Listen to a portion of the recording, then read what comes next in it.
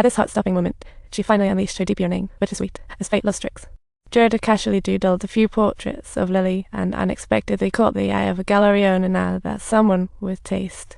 The boss quickly snatched up all of Gerda's works. Ready to break into new markets, Gerda had worked so hard, and now she was finally seeing the bright light of success. She joyfully returned home to share the excitement with her husband, only to find Lily twirling on stage. Gerda thought to herself, "Is my husband playing dress-up?"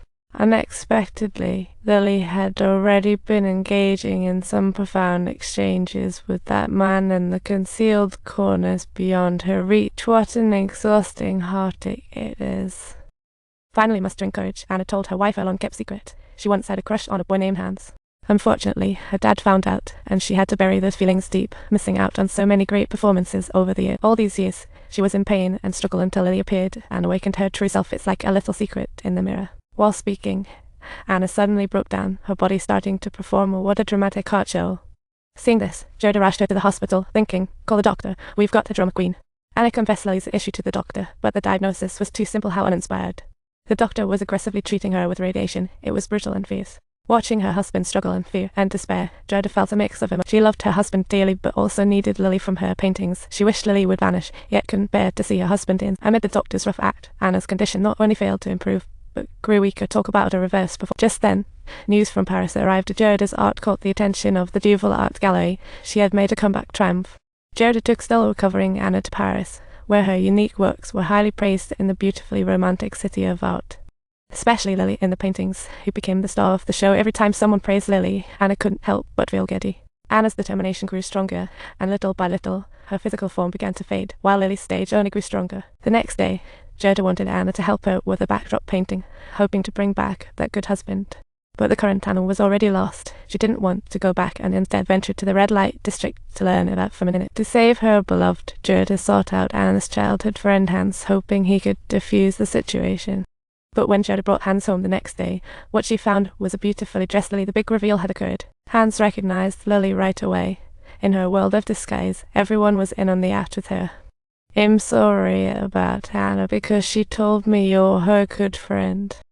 Honestly, this is such an embarrassment. Yet, Hans' presence intensified Lily's longing for love. She even talked about the future and marriage, while Gerda tried to steer the conversation to Anna's works but was cut off by Lily. When the talk turned to marriage and kids, she felt guilty towards Gerda. Her heart's gears were definitely turning. That night, Lily wanted to borrow Gerda's nightgown. At first, Gerda refused, but Lily said, "It's for my dreams."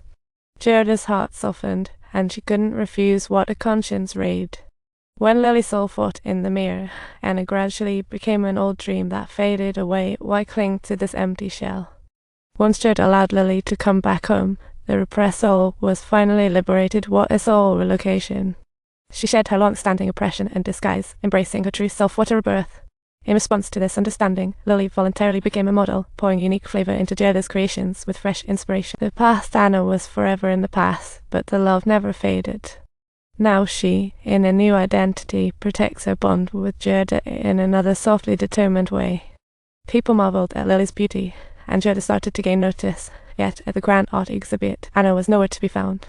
Seeing Gerda, masking her pain with a smile, Hans knew she and Anna would never return. He expressed his feelings for her. Although this torn marriage left her battered, she still hoped for the day her husband would return. But this self-deceptive insistence constantly hampered her in reality. As she walked out of the exhibit, lost and hopeless, the fine rain wrapped her in loneliness and despair in the cold streets.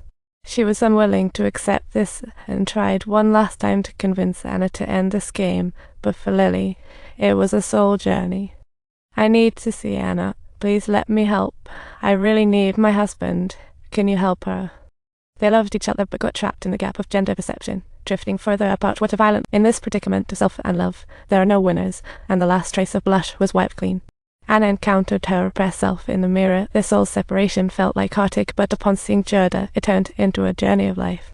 Anna's identity embraces a redemption of willing descent. Even as her soul is full of cracks from gender issues, she still embraces her beloved. The next morning, Anna dressed in androgynous attire, ready to head to the library to search for materials on gender identity. But on the way back, her outfit and demeanor didn't sit well with some local punks. Such a visual offense.